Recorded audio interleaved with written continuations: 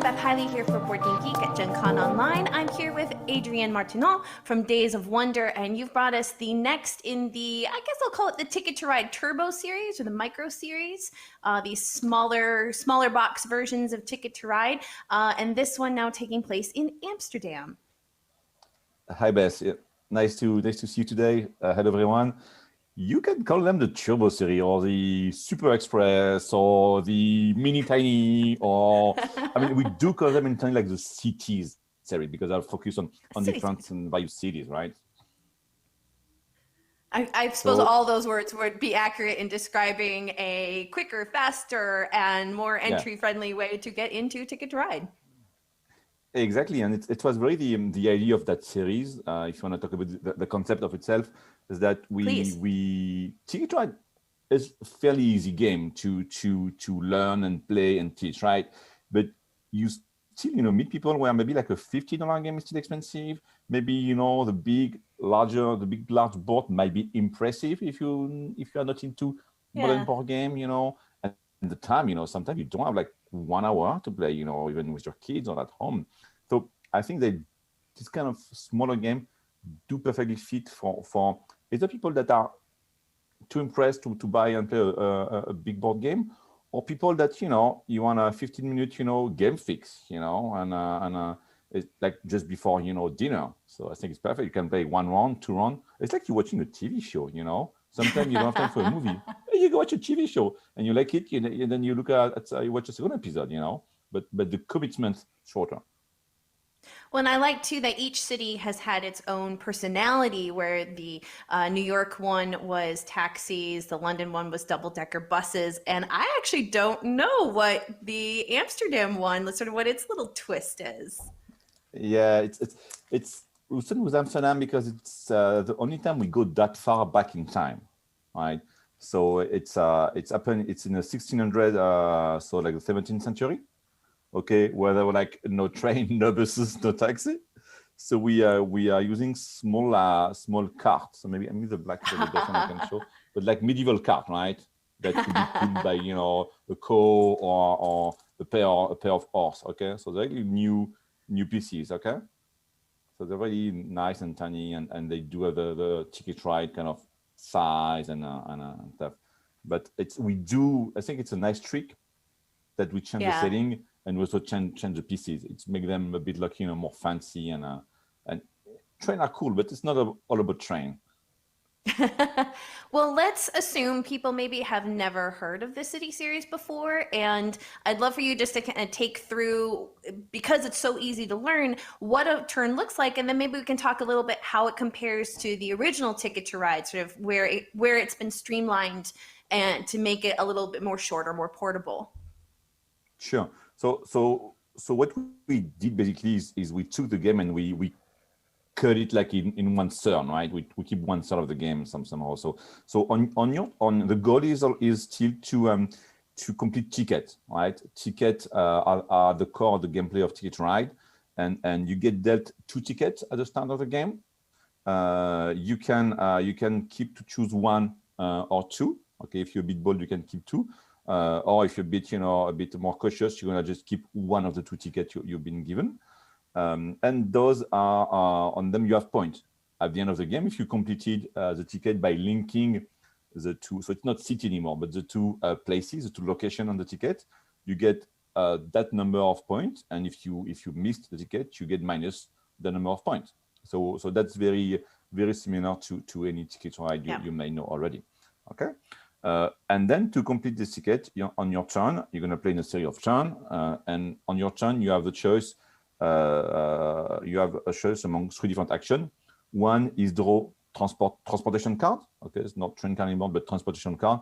And on this specific Amsterdam version, they depict, like boat in the canal, a donkey, or people carrying some goods across the city. So you can pick up 2 cards each turn. And you've got a wild card that has a multicolor wild, and when you pick up a wild, you can get only 1 card. Okay, if it's a face up. And as Ticket Ride, the nice thing is that you can pick up card face up or from the top of the deck. Okay, so if the color on the face-up line is matching what you want, you're going to pick up one face-up card, or you can always pick up from the deck if you don't have what you want from some more random. So first action is drawing ticket. Second possible action is playing a series of cards of the same color, okay, to claim a route. So if you want, let's say, to claim the any route on the board to pink, for instance, then you can place two of your cards on the board on the pink route. Like Ticket Ride, when you play with the lowest number of players, two in this case, the double route are what we call closed. So you can only claim one of these routes only, and once you're done, the other one is closed. But if you play 3 and 4 players, then the two routes can be claimed by different people. So it's a bit more roomy. You have more space to play the game. And when you claim a route, you immediately score some victory points. Okay, the longer the route, the more points. So for a route that is only one space, you get 1 VP. On the up on the board, on the other side of the board, you get 2 victory points for 2 long routes. Yeah, exactly. And there's 3 routes on the board that are 4 space longs. Those ones will give you 7 victory points. So claiming route is still a way to get some VP.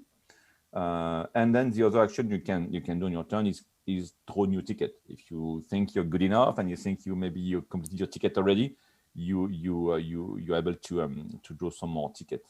And I think we did call them contracts, in that version, because I'm not actually a bus or train ticket, but it's contract, Amsterdam merchant want to complete. So that's a gameplay on the cities version. And Amsterdam as a small twist also that you can only find on Ticket Ride Amsterdam is that some of the route on the board you can see have a small cart on them. Exactly, and anytime you claim a route with cards like this, you're gonna draw 1 merchandise card. Those cards are just here. So you draw 1. They're all the same, okay. And at the end of the game, you will have some bonus victory point for the player having the most of them. Okay, so those routes are very important. They have been designed to be on the peripheric, on the outer part of the city, So they're sometimes maybe harder to claim because usually on a game on Ticket Ride you want to go straight to the center to have more possibilities to connect your location, because it's nice to have like a center web of routes. So that's unique. That merchandise card system is quite unique in Ticket Ride Amsterdam. Well, and I think people who've played base Ticket to Ride will be able to slide into this probably in about 30 seconds because many of the little rules twists are the same. Like Nikki just flipped up a wild card. If you picked that's the only card you would take. That's the same as the base game. So if anyone's like, oh, I like Ticket to Ride, and hey, a portable version sounds great. You'd be able to get rolling in about 30 seconds flat. Yeah, I think it's if you know Ticket Ride, that's an easy game to understand, and that you probably enjoy it if you like to play Ticket Ride in very short playing time. If you do like lengthy, very big board version of Ticket Ride, I mean you will find that too short. It's very short tactical game. It's you got the same mechanics, mixed up mechanics. It does give you a different feeling, where the longer version are actually more strategic with if you sometimes you go the wrong way, maybe you have time to kind of compensate and find another route. This one is very short, kind of cutthroat at some point, but it's different pleasure, I think. It's sometimes, you don't have 1 hour, you can play that, in 5 minutes. If you're 2 player, actually play in 5 minutes, you can play rounds of game, you can do like a 2 out of 3 match in a less than quarter an hour. Yeah, actually, when New York came out, Eric Martin and I played a round of New York on camera while we were waiting for a guest. And he's like, "Here, let's go," and taught it while we were playing, and we did the whole thing on camera. So yes, I can attest personally, it is tight and fast. It's very fast. It's very fast. Yeah, and I think it's one part of the success of this series is that also we use that to be able to put this game in new players' hand. I think it's especially when you launch New York and you have some affinity in the US and New York and and possible, in the future you go in New York and find that, rather than buying I love New York T-shirt, people will come back with a Ticket to Ride New York gift, and that's cool for that. I think it's because it's so quick, so inexpensive somehow. I love the idea that thing. it could be, instead of the I Heart NY shirt that you come back with for your relative, that you could come back with a Ticket to Ride city version of New York or London instead of I love that idea. That's wonderful. One of the other things I'd like to just talk about, if you don't mind us broadening the scope a little bit, just to talk about Ticket to Ride in general, is obviously the massive success of the base game. It has now sold into the millions, and I'm hoping maybe you remember off the top of your head how many millions you've hit, as the label on the front says. 10? Are we up to 10 million copies? I can't hear you anymore. I don't know if you hear me. I do hear you. That's good. Okay, that's good now. I know if you kind of change the camera setting or. That's okay, no problem. Okay. It's good now. Okay, great. One of the things I was asking, I wanted to just talk a little bit more about Ticket to Ride more broadly. The base game has been massively successful, and you guys have now put this wonderful huge badge on the front of the base game of I think it's up to 10 million copies sold. Yeah. And I was hoping you could confirm that number for me. Yeah. yeah 10 million is what we're reaching. We reached that possibly in May or June. It's and it's kind of speed up. So initially we want to put a badge for every stage of 1 million. I think we need to go like every stage of 5 million now, because it's kind of, still going up. So it's great. Well, and the other thing I was really excited to see, and this is part of this, I just want to talk about this a little bit. You and I know this, but I want to make sure people watching are aware too. There's now an Alexa integration where Alexa, the Amazon home assistant, will teach you the game. And Nikki and Lincoln actually did this in a game night episode just to show, like, of course they knew how to play Ticket to Ride, but to show that if you were brand new to strategy games, Euro games, that this is a new and interesting way to learn it. Yeah, that was a great project, because when initially we started working with Amazon on that, we only thought about the teaching part of Alexa, right? Like Alexa is a teacher, so you put you launch the skill, and then she teach you the game. And then while we were working with them, and we thought, the way to have Alexa, being a new thing. And one of the nicest thing I think is Alexa being a player, so you can actually, play on 1 versus 1 with Alexa. And my kids, they just love it, because they want to play Ticket Ride by themselves.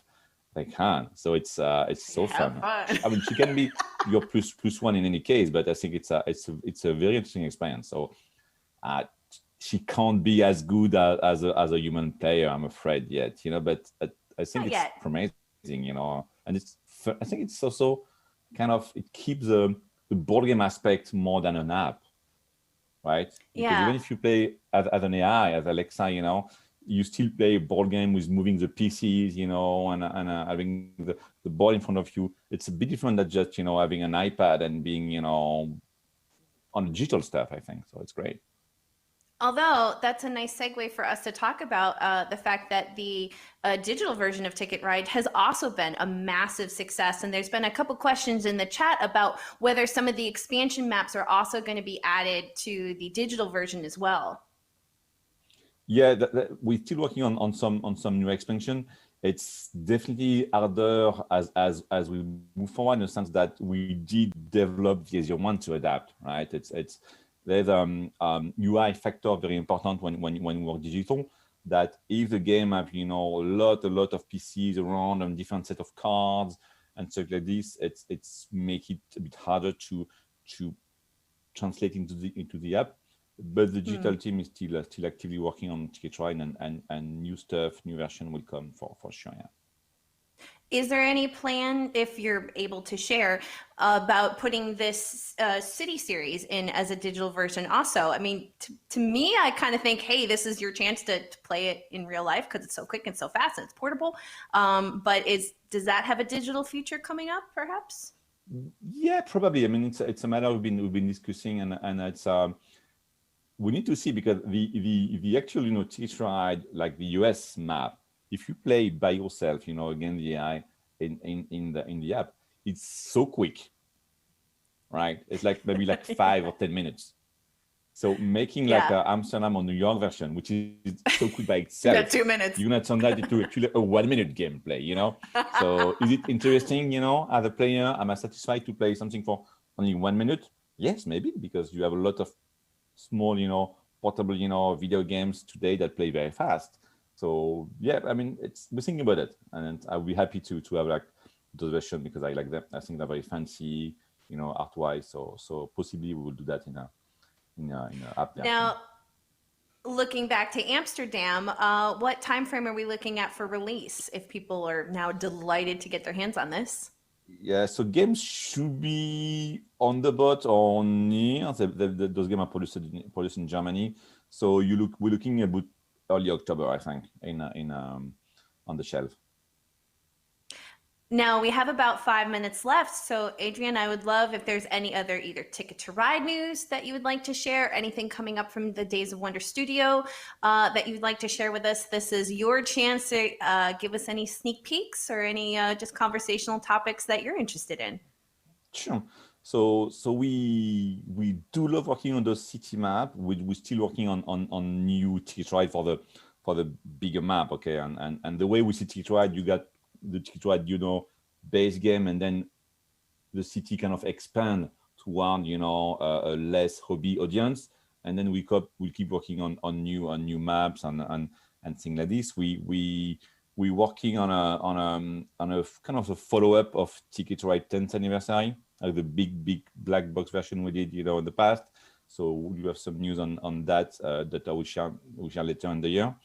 And there's some very big plan on Ticket to Ride. So nothing I can share a lot here, but it's still something major to us. And it's like you said, it's reaching like high volume numbers. So we're still actively working on that. That's for Ticket to Ride. The other big news for us is, of course, Small World of Warcraft. That new version of Small World we did with Blizzard.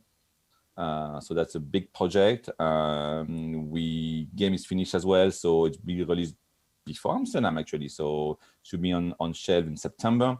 So it's been a very long but beautiful project we did with Blizzard on adapting the World of Warcraft universe to Small World. So we did a lot of small gameplay tweak, so the races, match what they do in the video game. The art was done by Miguel Coimbra also on that version, and all was done with Blizzard, and it's very, very unusual that big company like Blizzard let third party actually do art for games. So all the art is fresh and new, so it's very nice. And that's and how perfect that name just like melded, like Small World just immediately became Small World of Warcraft. I mean, it seemed like it was just waiting to happen. It was, it was one of my prerequisites, when we met with us, say, yes, we can do everything, but the one thing I want is that we name the game Small World of Warcraft. I was like, sure, we want to do that, okay?